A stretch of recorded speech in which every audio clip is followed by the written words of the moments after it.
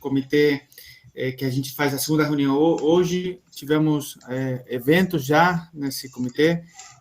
Realmente esse ano está sendo bem agitado nessas atividades do comitê. E hoje a gente traz a Alessandra Ribeiro, que é uma colaboradora, que estava explicando antes, bem próxima da Câmara Espanhola. A gente já está vários anos contando com a Tendência Consultoria e com ela, precisamente. O ano retrasado, tivemos o Maício da Nóbrega, desculpa, no meio da pandemia, Maício da Nóbrega, lá no Santander, e realmente é um prazer ouvi-la e ouvir os estudos que a Tendência faz da economia. Então, e hoje, mais concretamente, na área de infraestrutura. Então, é um prazer. Eu vou passar a palavra para o Dani e para o Jaime, que são os líderes do comitê, e em seguida a gente já ouve a apresentação da Alessandra.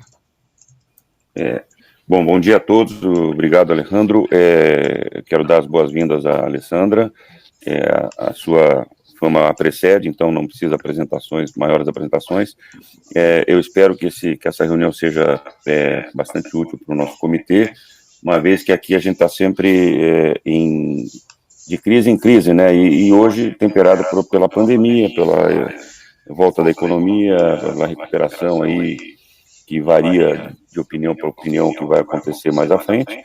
E as nossas empresas aqui, que fazem parte da Câmara, para elas é muito importante conhecer, pelo menos, o que se espera que aconteça em né, e a gente está muito ansioso de ouvi-la. Tá? Então, bem-vinda e bem-vindo a todos os membros do nosso comitê. Obrigada. Desculpa, Dani. Dani, vai lá. Eu tenho muito pouca coisa a falar, né, Tatiana? Eu estou mais aqui ansioso de ouvi-la, né, como todo mundo que dirige empresa, para ver o que uma economista de renome fala para nós com esse mar turbulento que nós estamos vivendo aí, né? Inflação disparando, redução do PIB para o ano que vem, já estão abaixando de 2 já está na faixa de 2, alguns 1,5, 1,7, e assim vai, né? E para nós internalizarmos, inclusive essa reunião, eu vou levar para a reunião de diretoria amanhã, que eu falei que vou passar para ele o que está acontecendo no mercado aí. Então, eu quero mais aprender, mais ouvir aqui, pô. Muito obrigada, Alejandro, Jaime, Dani, a Bárbara, que fez toda a ponte. Assim, agradeço o convite. Eu me sinto meio de casa mesmo, como o Alejandro falou. Já participo com vocês aí de vários eventos, então é realmente um prazer. As discussões sempre são muito boas, né? Então acho que, né, para a gente começar essa discussão, eu gostaria de compartilhar um material que vai servir de base. Mas, enfim, eu vou apresentando, mas fiquem à vontade assim, para me interromper, para a gente não perder o ponto, porque eu acho que a ideia é realmente ser algo bem dinâmico e a gente conversar sobre esses pontos que eu trouxe aqui. Eu vou compartilhar, então, com vocês. Não sei se vocês conseguem ver direitinho. Só um momento, eu gostaria de apresentar-me um segundo. Assim. Porque eu sou novo. Sou Santiago Lafarga, director-geral da empresa Satel, una empresa española que nos dedicamos a ingeniería de energía, ¿no? Ingeniería de distribuidoras, transmisoras, etc. Solo quería presentarme porque estoy aquí por primera vez y no me conocen ninguém de vosotros. Santiago, gracias por estar ahí. Primera vez, espero que no la última, y espero que sea útil también esa palestra, ese evento. Tá bom, muito obrigado. Então, vou compartilhar. Vamos tentar aqui. Vocês estão conseguindo ver? Tá. Sim, estamos vendo. Está funcionando para todos? Ótimo. Perfeito. Então, vamos lá. Eu foquei esses slides, né, essa apresentação, bem em Brasil, né, a gente ficar bem aqui focado em Brasil. Tem muita discussão de mundo também, mas, enfim, se vocês quiserem fazer, a gente entra também na questão de mundo. Mas eu acho que, dados os temas aqui bem intensos, eu acabei focando mais em Brasil mesmo. na parte política e entrando na economia e a nossa visão mais para infraestrutura, né? Vou começar, então, aqui com a parte mais tranquila, né? A parte política do nosso ambiente, né? E por que começar com a parte política? Porque a gente já tem visto, acho que, repercussões muito importantes desse quadro político, né? No quadro econômico, e olhando daqui para frente, esse horizonte de resto de 2021 e olhando 2022, é um tema que cada vez vai ficar mais presente e tendo efeitos na nossa avaliação no cenário econômico, né? Então, por isso que começar com isso, até para vocês entenderem um pouco da nossa avaliação, das nossas projeções e tudo mais. Bom, começando com essa parte política, né, e aí a gente conta com o nosso apoio, com o apoio do nosso cientista político aqui da casa, a gente sempre avalia a questão de avaliação do governo, né? A gente começa com a avaliação do governo, porque a avaliação de governo ajuda a entender muito do que a gente já vê de movimentação no ambiente político e antecipar um pouco desse cenário eleitoral, né? E aqui eu trouxe a pesquisa, a última Datafolha. A gente tem várias pesquisas, elas diferem um pouquinho no patamar. Ontem à noite já saiu, né, a outra pesquisa da XP, mas assim, até há uma diferençazinha de patamar, mas os movimentos são muito semelhantes, né? A gente tem observado nos últimos meses uma perda importante de capital político do atual governo, né? E a gente vê isso muito pela avaliação de ruim e péssimo, então essa linha vermelha subindo, como vocês podem ver, é um patamar, né, assim, mais recente, depois de ter atingido 32% no final do ano passado, a gente está falando de uma avaliação de ruim e péssimo na casa de 51%. No XP de ontem, a gente teve um patamar mais de 53%, então uma mudancinha aí, né, mas um movimento muito semelhante. E, por outro lado, a avaliação de ótimo e bom, que é essa linha verde mais escurinha aqui, que chegou a 37% no final do ano passado, a gente tem uma avaliação, né, o capital político do presidente ao redor de 24%. Então, é uma perda importante, né? E isso tem a ver com alguns elementos, basicamente 3 na nossa avaliação.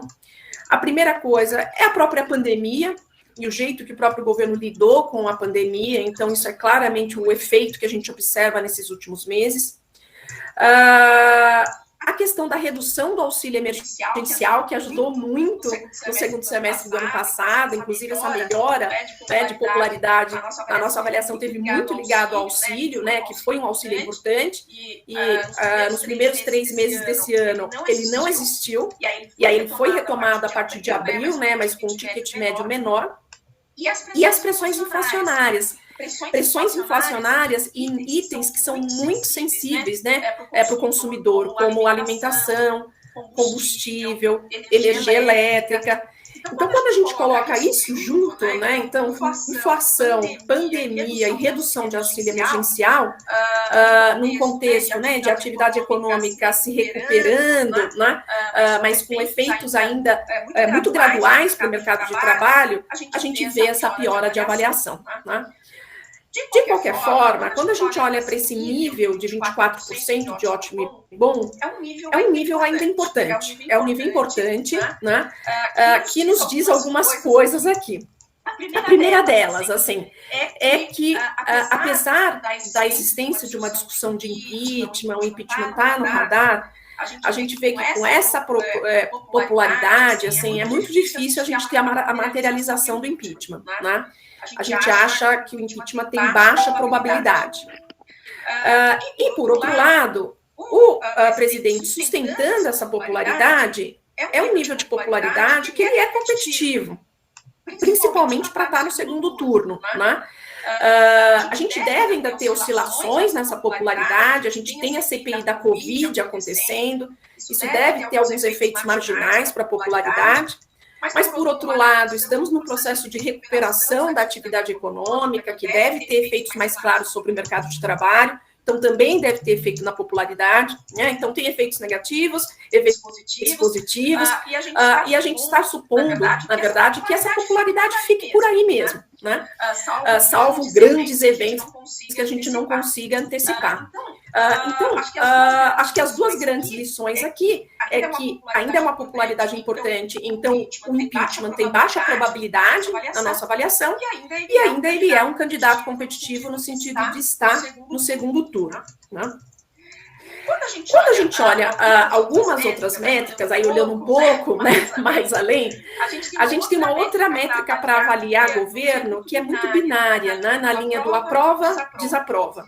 E como vocês podem ver, eu trouxe duas pesquisas diferentes aqui, XP, IPESP e Atlas Político, e ambas, como eu falei, muito na mesma direção, né, ainda que com uma diferença marginal de patamar. Mas quando a gente olha para o desaprova, vocês podem ver que o desaprova tem subido bem e está no patamar de 60%, ou seja, é um patamar que os cientistas políticos aí, pelas suas modelagens, pelos históricos, eles depreendem desses sinais, né, se a gente não tiver mudanças mais substanciais, que há um risco de derrota num possível segundo turno. Né? Esse tipo de métrica aponta nessa direção. E aí, né, entrando um pouco mais na questão do cenário eleitoral, né, como que a gente está vendo isso tudo quando a gente coloca tudo na conta, né? Que eu até tentei sintetizar um pouco aqui nesse próximo slide.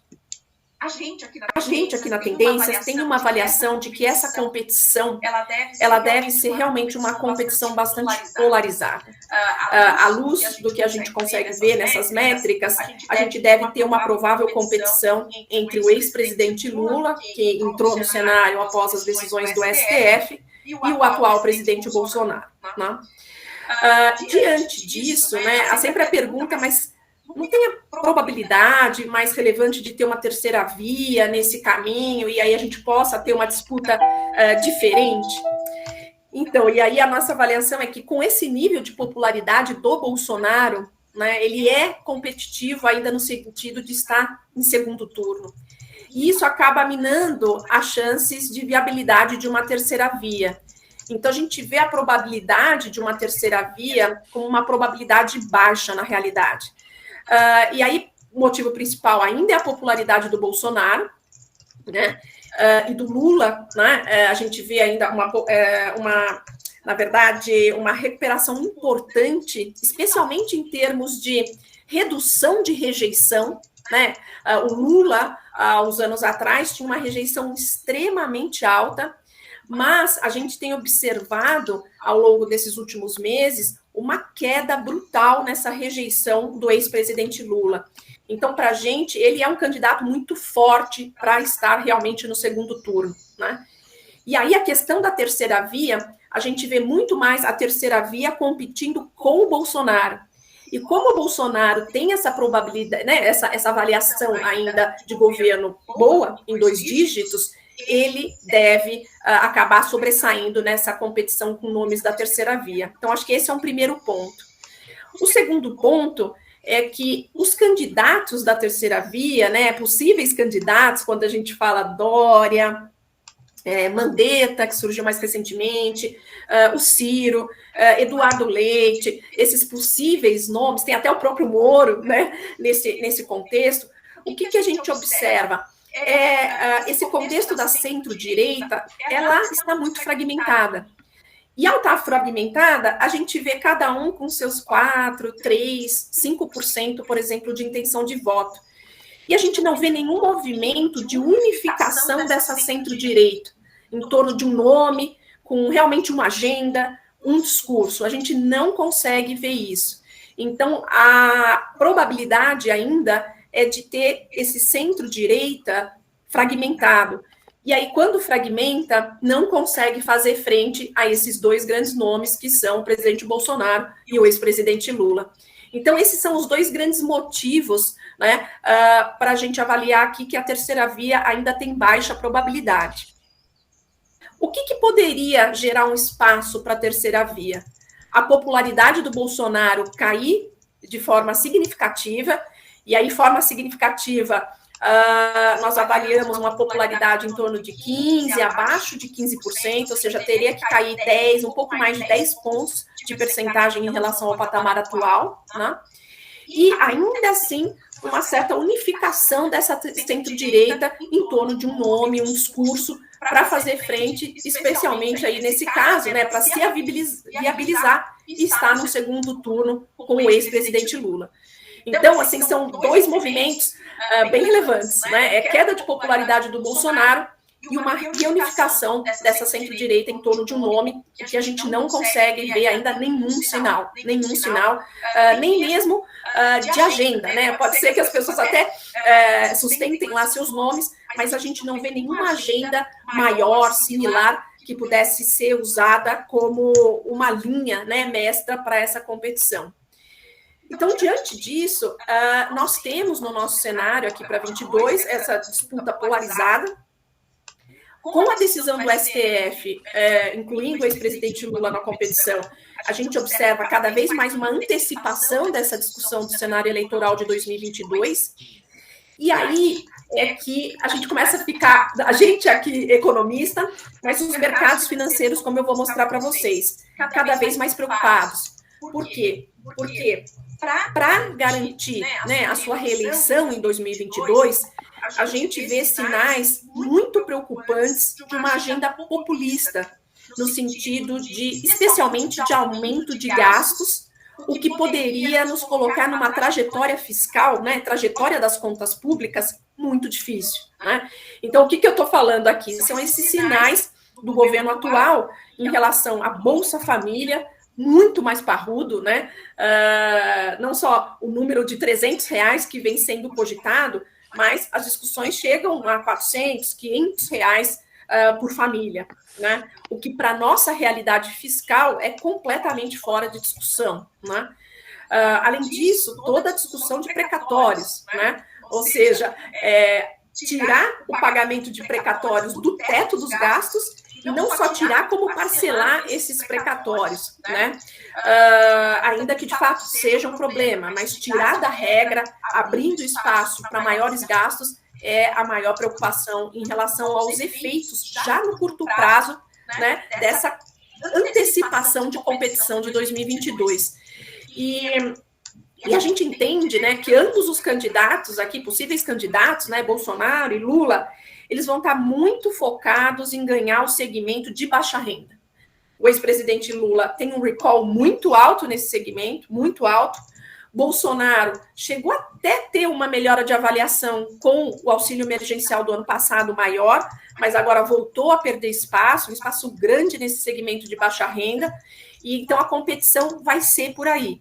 E aí é o risco maior da gente ter mudança de orientação de política econômica, política fiscal, que tenha efeitos permanentes, né? Porque a coisa aqui não é temporária, assim, todos esses pontos que estão sendo levantados são pontos que ficam de maneira permanente.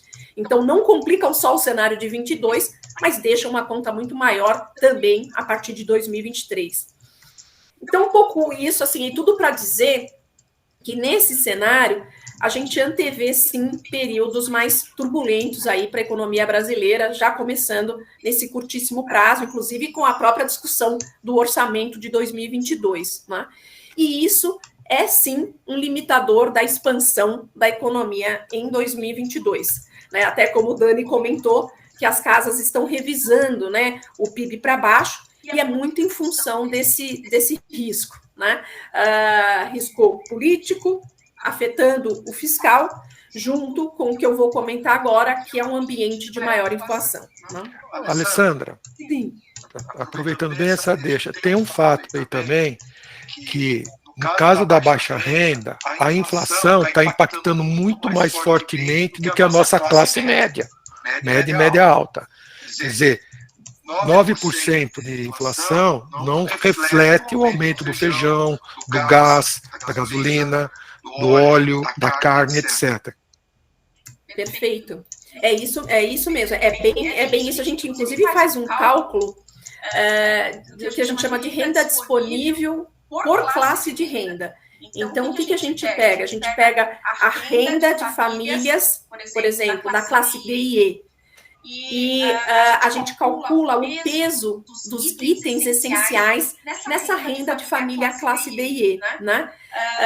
E a gente vê que só os itens essenciais, que é bem isso mesmo, é alimentação, moradia, combustível, energia elétrica, esses itens, eles pesam cerca de 80% nessa cesta de consumo, ou seja, de gastos da família classe D e E. E como tem itens que estão subindo muito mais, né? Então, energia elétrica, a gente estima 12,5% esse ano ao consumidor, gasolina, 27%, etanol, 47%, alimentação, 7%. Então, assim, quando a gente pega e computa isso na renda média de uma classe D e E, que é renda domiciliar até R$ 2.600, domiciliar até R$ 2.600, a gente vê que, assim, comeu praticamente mais do que a renda, né? Ou seja, então o que eles têm disponível para outro tipo de gasto, pelos nossos cálculos em relação ao ano passado, caiu 18,5%. Já cai 18,5% esse ano. Então, é uma perda muito sensível. E é bem esse ponto, porque como é o segmento de mais baixa renda que está sendo mais penalizado, e foi mais penalizado pela pandemia, pelos efeitos no mercado de trabalho, ele é um segmento muito sensível no sentido de votar na oposição na próxima eleição. E aí, a disputa do governo atual para garantir o segmento. E aí é que mora o risco maior. Mas acho que é bem esse o ponto. A inflação ela é muito danosa para todos, mas muito mais para o segmento de baixa renda, né? É muito bom ponto. Então, acho que dado esse contexto político, aí vocês já entendem a nossa cabeça, e a gente entra mais um pouco no mundo da economia efetivamente, né? E antes de entrar nas nossas projeções, eu trouxe aqui uma compilação para mostrar para vocês a recuperação, a performance, né, da economia brasileira, olhando por grandes setores, né? E aqui são 3 linhas principais, né? Então, o comportamento das vendas no varejo, essa linha verde, a linha cinza, a produção industrial, e a linha azul, a parte de serviços, né? Isso aqui não é variação, ou seja, está no nível, para a gente ver, inclusive, se já recuperou o nível pré-crise, né, pré-pandêmico de fevereiro de 2020. E como vocês podem ver, né, a gente teve uma queda, né, muito forte naquele segundo trimestre do ano passado.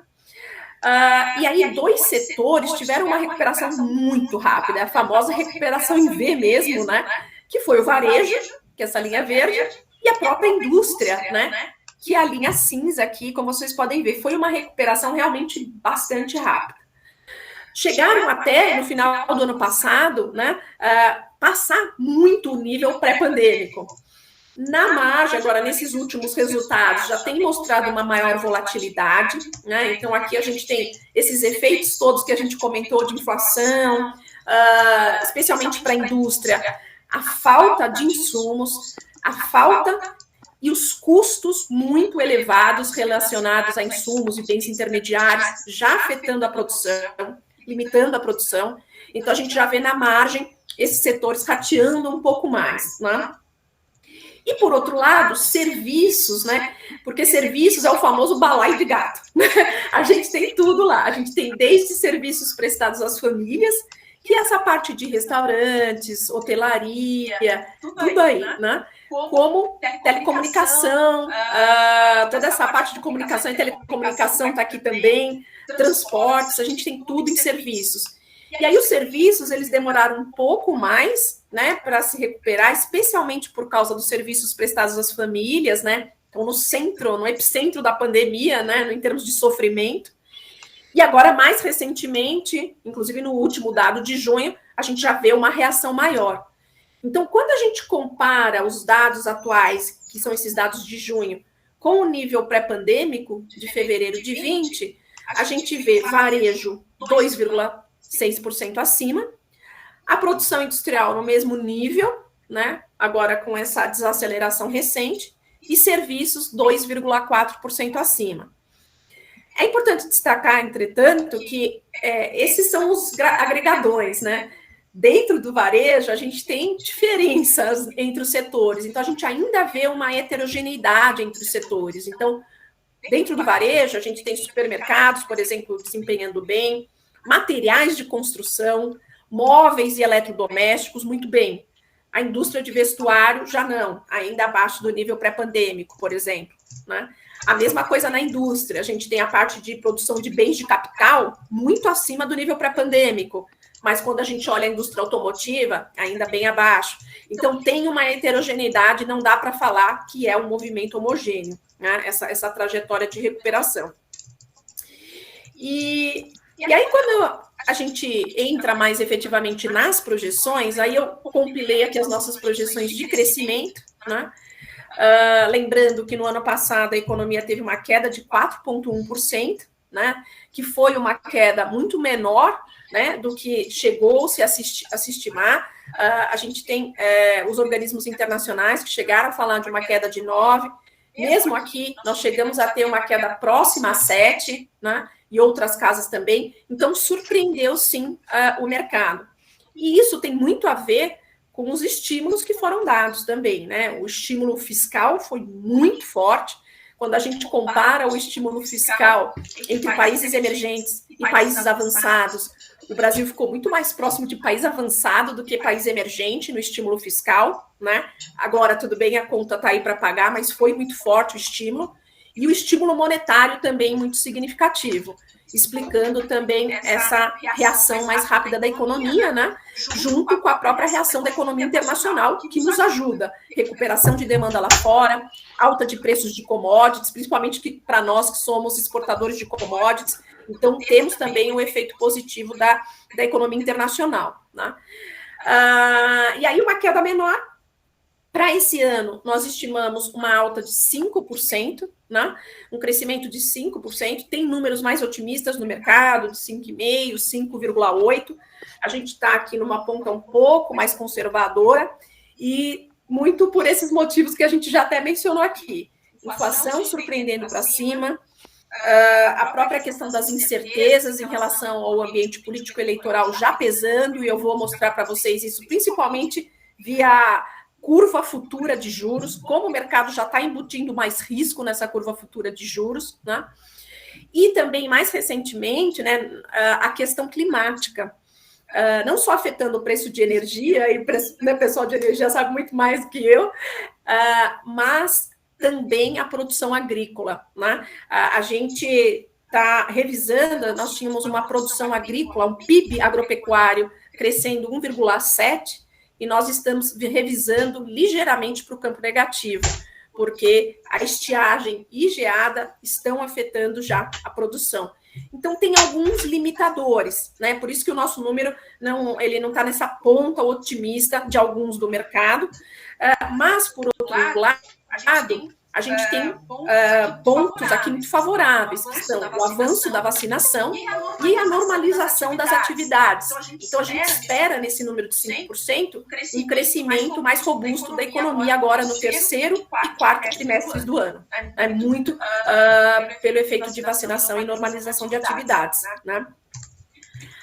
Agora, quando a gente olha para 22, é esse cenário de desaceleração. Nós temos 2,2%, mas o balanço de riscos para a gente, né, ele aponta mais para o lado negativo, né? Então, se a gente tiver que revisar, ainda a gente não mexeu no número, mas se tiver que revisar, acho que o risco é de ser uma revisão mais baixista, por essa conjunção que a gente está falando aqui. E eu vou mostrar mais à frente, né, porque essa questão da inflação também tem levado o Banco Central a ser mais agressivo no ajuste de juros. Então, a política monetária que ajudou tanto nesses últimos trimestres, para o ano que vem, ela não só não ajuda, como ela vai ter que esfriar um pouco essa atividade econômica para fazer com que a inflação fique controlada, né? Então, um pouco esse o cenário. Aí para frente, né, 23 para frente, vocês vão me perguntar, mas qual o cenário eleitoral que está por trás desse 23, 24, 25? Nós ainda não alteramos as nossas projeções em função de um possível resultado eleitoral. O que nós fizemos aqui como premissa, até para conseguir construir o cenário, né? Nós adotamos como premissa a manutenção de uma política econômica responsável, especialmente no sentido do fiscal, manutenção de regras fiscais, né? E quando a gente fala de Banco Central independente, correndo atrás dos seus objetivos maiores, que são a inflação. Então, esses foram os dois grandes pilares aqui adotados para conseguir construir cenário. Nós temos um cenário mais pessimista, que é quando a gente flexibiliza, principalmente o pilar do fiscal, né? E aí, esse crescimento no nosso cenário pessimista, ele é mais próximo a 1,5%, né, 1,3, 1,5 nesse horizonte que eu estou mostrando aqui para vocês. É quando a gente muda e deixa aí a seara fiscal mais complicada, né? Então, só para vocês entenderem um pouco dessas premissas, né, que estão aqui por trás. Bom, e aí eu vou mostrar alguns fundamentos importantes, né, porque a gente fala PIB, né, falar um pouco do mercado de trabalho, inflação, fundamentos que estão por trás disso tudo, né? E aqui eu trouxe para vocês um pouco da dinâmica do mercado de trabalho, especialmente a dinâmica do trabalho formal, né? Então, carteira assinada mesmo, né? Aqui, do lado esquerdo, é o gráfico que mostra a geração mensal de vagas, né? Vagas com carteira assinada.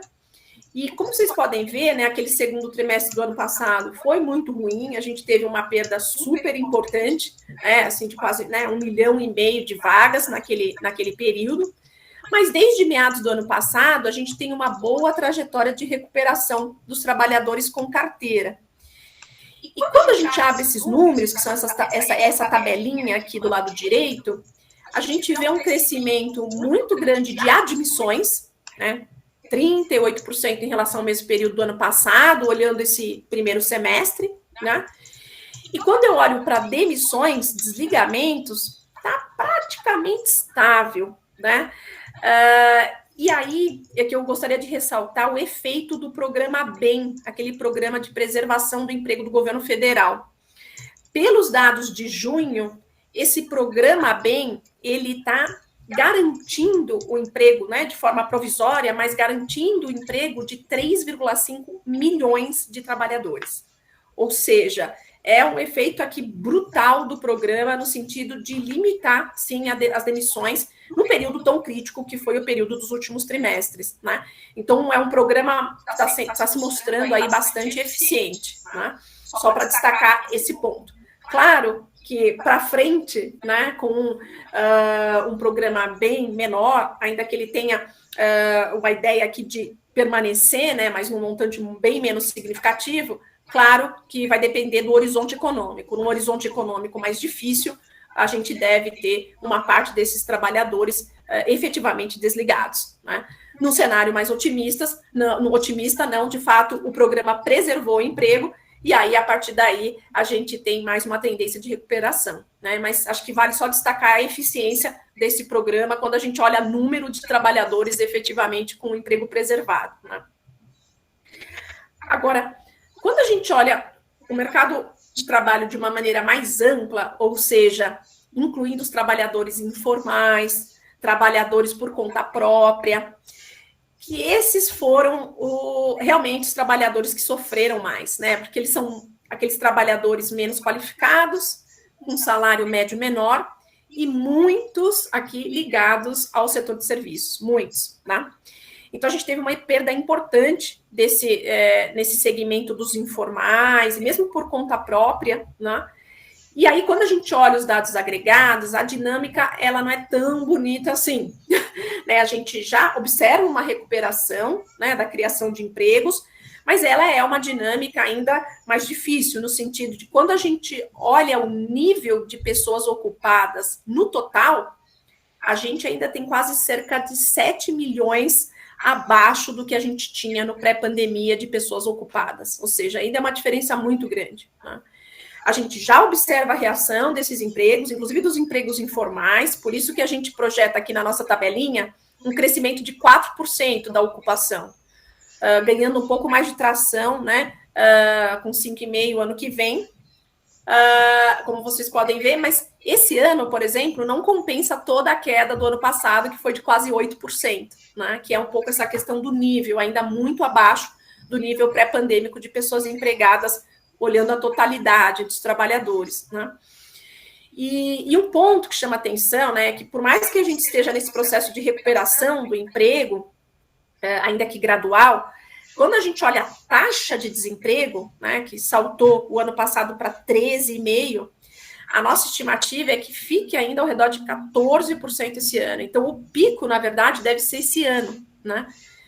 E aí vocês falam, nossa, mas que estranho, você está gerando emprego e o pico da taxa de desemprego vai ser esse ano. E aí isso tem muito a ver com esse movimento aqui da PEA, né, que a gente fala, é a população economicamente ativa. O que aconteceu? Ela caiu muito ano passado, ou seja, muitas pessoas deixaram o mercado de trabalho, né, por causa da pandemia, o medo, inclusive, né, e mesmo a dificuldade de achar emprego, o recebimento do auxílio emergencial, né, estou recebendo auxílio, então não vou procurar emprego, né, agora. Então caiu muito essa população economicamente ativa. E já nesse ano, a gente vê uma volta dessas pessoas ao mercado de trabalho. E o que acontece? A economia está gerando postos de trabalho, mas não no ritmo suficiente para absorver todo o contingente que volta. Por isso que a taxa de desemprego ela aumenta um pouco, né? E mesmo para frente, como vocês podem ver, trabalhando com aquele ritmo de crescimento da economia ao redor de 2%, a gente tem uma queda bem gradual da taxa de desemprego, justamente por causa dessa volta de contingente que a economia ela vai, né, absorvendo, mas a queda, como vocês podem ver, é muito, muito gradual do desemprego ao longo do tempo, né? Então, ainda em 2025, a gente antevê aí um desemprego ainda na casa de 12%, né? Ou seja, ainda nem chegando ao que a gente teve em 2019. Então, é uma dinâmica ainda gradual que a gente observa olhando aí o total do mercado de trabalho, né? Bom, e aí chegando na inflação, que a gente, né, já até comentou, né? Essa é, enfim, uma das notícias negativas aqui de todo o cenário. E aí, rapidamente, né? Acho que o que está por trás dessa inflação que tem surpreendido negativamente? Acho que tem uma parte dessa história que é a pandemia. Então, a gente tem, né, problemas, teve vários problemas de produção em vários setores, né? Então, a gente vê, sim, essa questão de falta de insumo, falta de bens intermediários. Vocês devem sentir isso na prática, né? E o reflexo disso é preço mais alto, né? Então, muito a ver com a pandemia. E mesmo a questão das commodities, né? A gente observa uma alta muito expressiva das commodities desde o segundo semestre do ano passado. Commodities metálicas, petróleo e commodities agropecuárias, né? Então, isso também, quando a gente junta commodities em alta e um câmbio muito depreciado, como eu vou mostrar para vocês, magnifica o efeito aqui no mercado doméstico, né? A inflação também tem surpreendido lá fora. Quando a gente olha os índices de inflação no atacado, por exemplo, na China, nos Estados Unidos, a gente está falando de inflação na China rodando em 9%, inflação no atacado nos Estados Unidos rodando em 8%, né? Então, mesmo lá, as surpresas têm sido negativas. É que aqui o movimento é ainda pior por causa do nosso câmbio muito depreciado, né? E aí, quando a gente olha do ponto de vista do consumidor, a gente espera um IPCA rodando na casa de 7%, né, esse ano, e projetamos 3,9% ano que vem, né? Esse 3,9%, inclusive, ele é um pouco acima da meta. A meta para o ano que vem é 3,5%, né? Então, ele está um pouquinho acima já, e muito por causa desse efeito inercial que a gente acaba carregando, né? Especialmente via reajuste de contratos.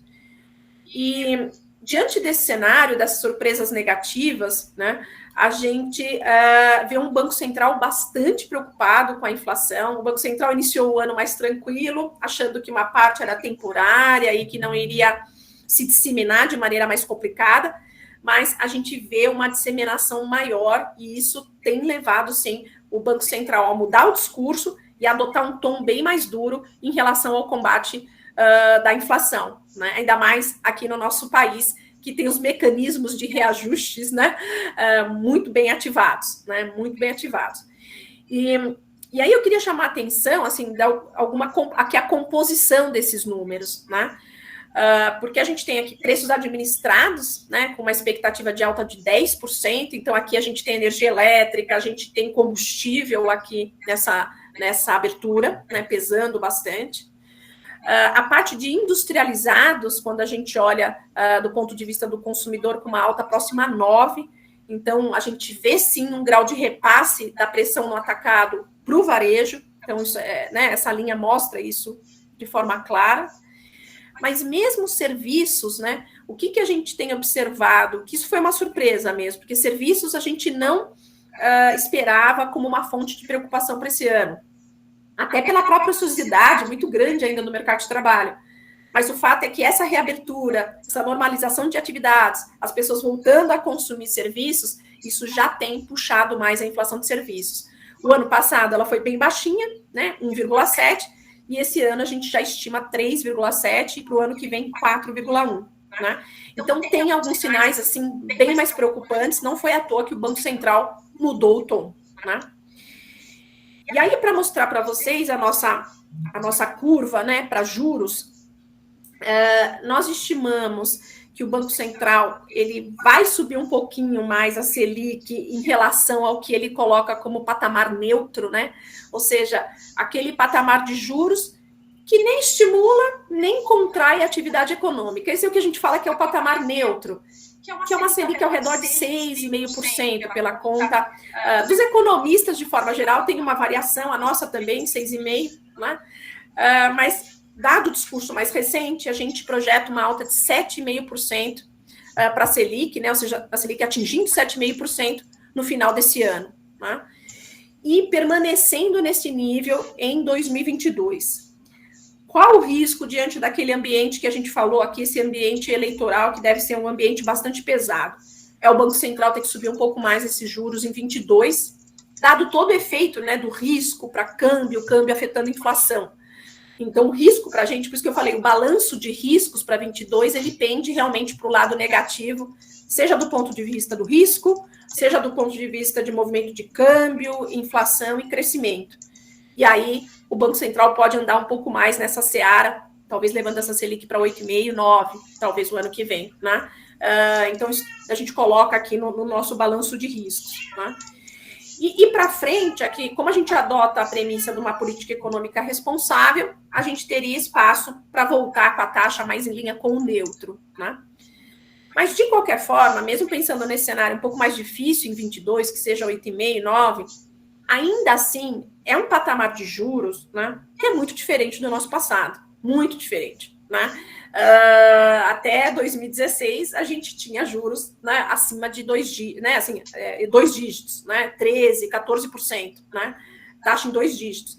Então, mesmo nesse cenário um pouquinho mais complicado, a gente vê uma Selic que, para os nossos padrões históricos, é uma Selic relativamente mais baixa, e isso é importante aqui para várias questões, inclusive quando a gente olha mercado de capitais, o efeito também para a infraestrutura. Então, esse ainda é um ponto importante. Claro que se a gente for para uma seara pessimista, como eu mencionei, ou seja, a gente muda os pilares da política econômica responsável, a gente vai ser mais gastador, acaba com as regras, aí a gente entra no cenário pessimista, né? E aí o cenário pessimista, aí ele tem sim a Selic voltando a 2 dígitos, a Selic se aproximando dos níveis mesmo de 2016, 2015, e aí a história é um pouco outra, né? Estou aqui ainda batendo na premissa da política econômica responsável, né? Que ainda tem efeitos aqui positivos para a gente no nosso cenário. E só para mostrar um pouco para vocês, assim, dessa percepção de risco, né?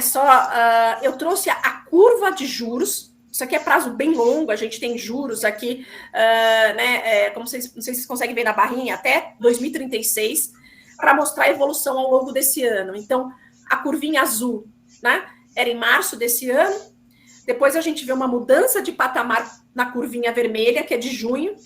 E agora, a curva atualizada agora, a curva laranja. Então, o mercado aumentando cada vez mais o risco embutido aqui nos juros. Ou seja, na prática, eu estou falando de juros futuros mais altos, com essa percepção de risco, que era o que a gente, no ambiente normal, estava com uma curva bem mais tranquila, bem mais tranquila. Então, só para mostrar já os efeitos desse ambiente, né, para a atividade econômica, porque a partir do momento que você tem essa percepção de risco, você encarece juros, limita decisões de consumo e investimento, né? Então, tem custo já no curto prazo, inclusive. E aqui só para mostrar um pouco para vocês, né? Por que o mercado está tão preocupado? Por que essa questão fiscal é tão sensível, né? E aqui eu trouxe as nossas projeções de dívida bruta, né? Então, é a dívida bruta do setor público todo consolidado em relação ao PIB. Essas são as projeções das tendências. E do gráfico da direita é uma comparação com outros países emergentes, né? Então, é uma série longa desde 2008, como vocês podem ver, né? O ano passado a gente bateu aí quase 89% de dívida. Esse ano e o ano que vem, como vocês podem ver, a gente até tem uma queda no endividamento. E aqui a gente tem que tomar um certo cuidado, porque tem muitos elementos temporários, inclusive o efeito da própria inflação, aumentando a arrecadação, né? E como a inflação também entra no denominador, ela está aumentando muito esse denominador. Então, por isso que gera essa queda. Então, tem elementos muito pontuais aqui nessa questão da dívida bruta em 21 e 22. Mas quando a gente volta para um ambiente mais normal de inflação, vocês podem ver que a dívida volta a ser crescente. Inclusive, no nosso cenário de 2025, com as condições atuais, ou seja, mantendo regras, mantendo a regra do teto e tudo mais, a responsabilidade, ainda assim a nossa dívida é crescente e alcança aí 90%. Por isso que esse tema é tão sensível e qualquer escorregada aqui maior agora no curto prazo em relação a gastos vai complicar essa curva aqui estimada. E quando eu comparo o Brasil com outros emergentes, né, vocês podem ver aqui o Brasil, né, nossa projeção 82%, a gente está bem na ponta altista, né, dos países emergentes, que tem uma média de 58%.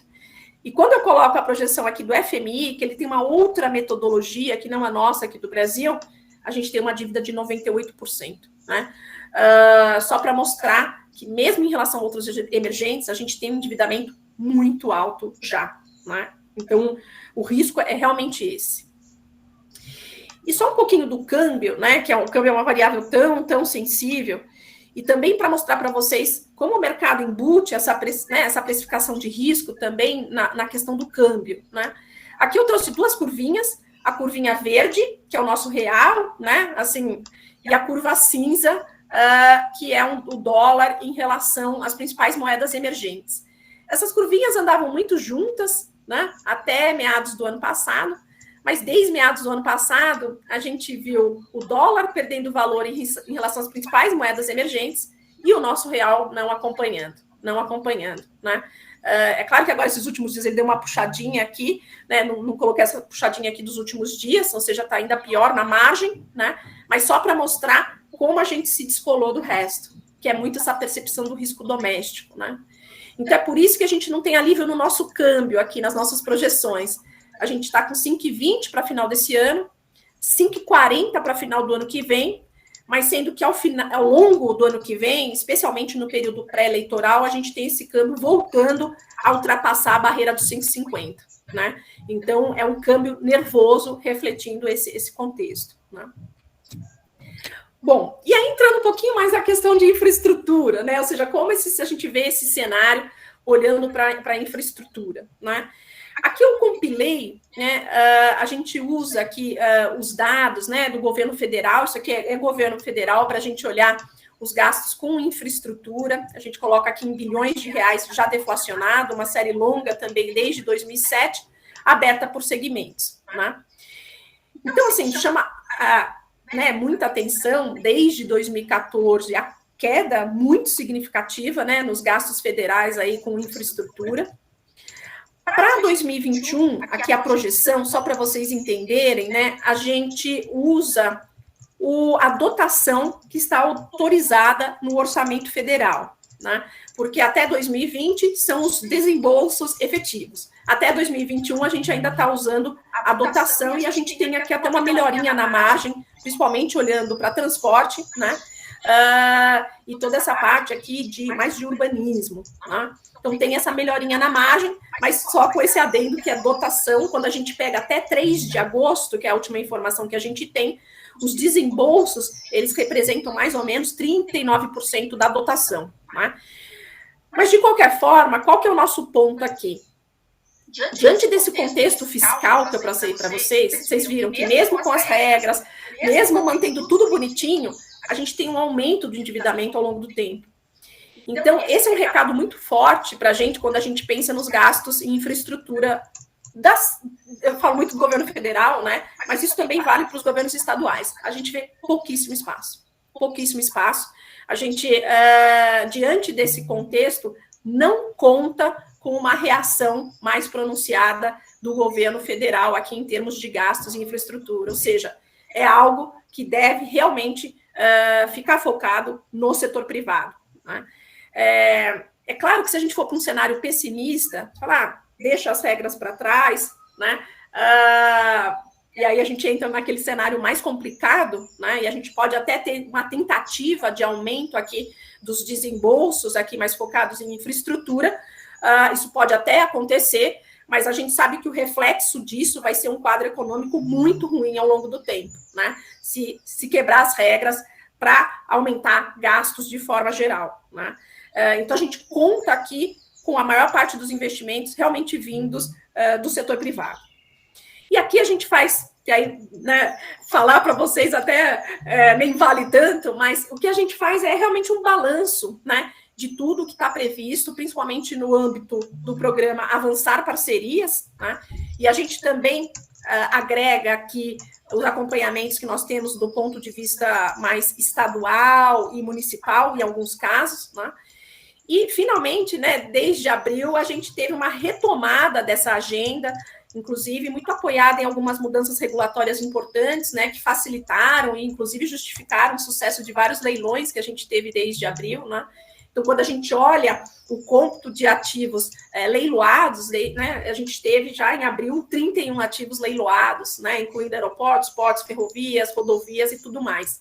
E a gente ainda tem aí um cronograma importante para 21 e para 22, né?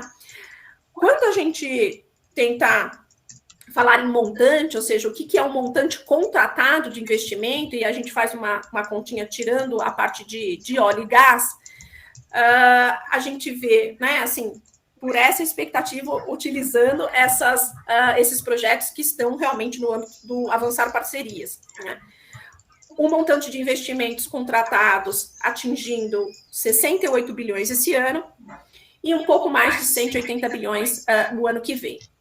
Ainda que não dê para comprar valor de face, a gente sabe que não dá para comprar valor de face, tem vários projetos aqui que são, enfim, acho que alguns bem questionáveis e tudo mais, mas ainda que a gente dê um desconto aqui, né, especialmente quando a gente olha a 22, de 50% nessa conta, mesmo que seja algo em torno de 90 bilhões, a gente espera, sim, que tenha um avanço nessa agenda. É claro que todo esse contexto de 2022 turbulento, ele limita esse ritmo, por isso que acho que trabalhar com esse número seria algo muito otimista para 2022, porque é um ambiente barulhento, tenso, né, que dificulta a execução dos leilões. E se tiverem, né, assim, quando são ativos interessantes, a gente sabe que o ajuste vai ser principalmente ajuste via preço, né? Mas, de qualquer forma, quando a gente pensa num cenário de pilares econômicos mantidos, a gente vê um horizonte favorável para o segmento de infraestrutura, né? E aqui eu até trouxe, né, um pouco do ponto do mercado de capitais, né? Porque eu até mencionei, mesmo que os juros voltem a subir, a gente vê um juro, né, mais baixo quando a gente compara com o nosso padrão histórico. E o efeito desse juro mais baixo, né, tem sido muito positivo quando a gente olha alguns desenvolvimentos, especialmente no mercado de capitais. O mercado de capitais que ganhou muita dinâmica ao longo dos últimos anos, né, especialmente de 2019 para cá. E um mercado de capitais que pode ser realmente uma fonte importante, né, de financiamento para esses investimentos. Claro que o BNDES, na configuração atual, ele tem um papel mais focado em segmentos, inclusive que geram externalidade positiva. A gente sabe desse papel mais focalizado do BNDES, mas a gente vê o mercado de capitais como uma fonte importante de recursos. E aqui eu só trouxe isso para exemplificar que nós fazemos uma compilação das emissões domésticas, né, por principais linhas aqui, por principais instrumentos financeiros, então, debêntures, os fundos de investimentos imobiliários, ações, os CRAs, os CRIs, os FDICs, né, e cada barrinha aqui é um ano, né. E só para mostrar para vocês a mudança de dinâmica, né, quando a gente teve aqui, principalmente em 2018, essa barrinha verde clara, 2019, a barrinha aqui, né, verde mais escura. Aí, com a pandemia, que essa barrinha azul, a gente teve um sofrimento, especialmente naquele primeiro momento do ano passado, mas agora, até os dados de junho, a gente tem uma super reação do mercado de capitais. Então, debêntures, emissões com debêntures crescendo quase 90%, a parte dos fundos imobiliários 32%, ações 75%, CRAS, CRIs e assim vai, né? Os FDICs na casa de 63%. Então, acho que um pouco, só para dizer, né? Assim, acho que num cenário que minimamente a gente preserve os pilares de política econômica, a gente vê uma dinâmica favorável para esse segmento de infraestrutura e por alguns motivos, né? Juros, ainda que com a alta, mas juros favoráveis para o nosso padrão histórico. Mercado de capitais mais desenvolvido e ativo como uma fonte importante de financiamento.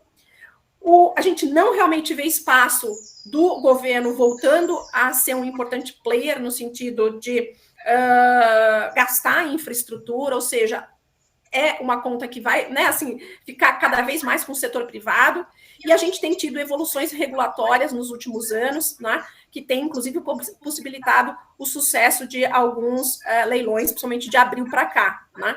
Então, mantidos esses pilares, a gente tem essa visão aí favorável sobre o segmento. E só para concluir, que eu sei que eu fui um pouquinho mais além aqui, mas só para concluir aqui, para a gente discutir um pouquinho mais, acho que os principais pontos, né? No Brasil, o risco político institucional, ele volta ao foco, então mantém essa percepção de risco mais elevada. A piora inflacionária vai levar a um ajuste mais intenso nos juros, mas para padrões históricos ainda a gente não vê voltando a 14%, 15%. A atividade econômica deve seguir em recuperação agora nos próximos trimestres. A economia nos próximos trimestres, terceiro, quarto, vai ganhar tração com a vacinação e a abertura das atividades, né?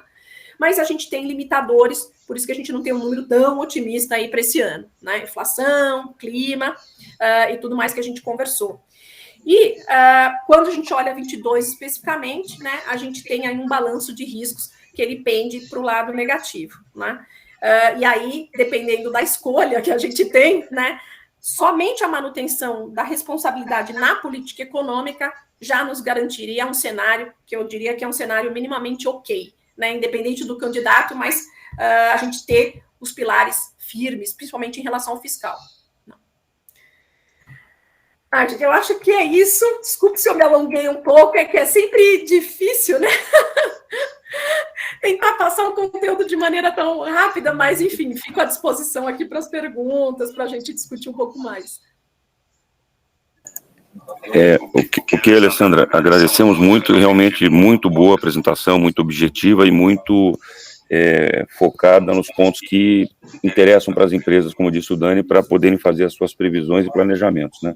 A gente está entrando agora naquela parte do ano que todo mundo tem que fazer seu planejamento de curto e médio prazo aí. E esse de curto aí, ele é bastante impactado por tudo isso que você falou. Então, assim, para mim foi muito útil, eu aprendi bastante aqui e acho que a visão está bastante abrangente do que pode acontecer, principalmente considerando que não dá para descasar a economia da política, né? Então, da minha parte, eu estou bastante satisfeito com o que eu escutei aí, acho que compartilho desses pontos que você colocou, e acho que agora, né, Alejandro e Dani, talvez perguntas aí dos nossos participantes do comitê seriam bem-vindas, né, até para melhorar e avançar um pouquinho nesse debate aí, no tempo que a gente tem, que são meia hora ainda